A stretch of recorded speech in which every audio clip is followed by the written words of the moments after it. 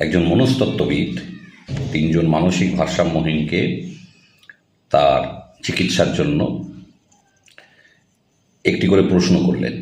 প্রথম জনকে জিজ্ঞেস করলেন, বলো তো 3কে 3 দিয়ে গুণ করলে কত হয়? উত্তর দিলেন প্রথমজন 398।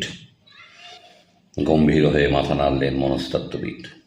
দ্বিতীয় জনকে জিজ্ঞেস করলেন, তুমি বলো 3কে 3 দিয়ে গুণ করলে কত হয়? সেও বিন্দাস বলল, মঙ্গলবার।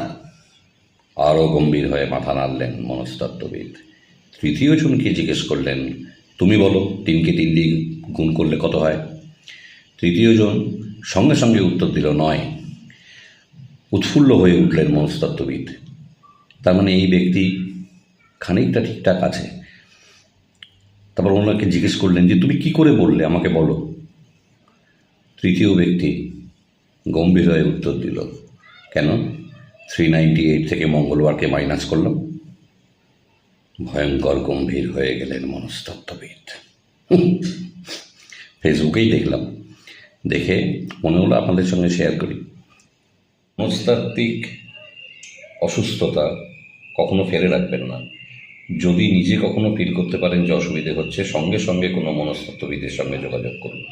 এটি শুধুমাত্র জোকস, সেইভাবেই দেখবেন। ধন্যবাদ।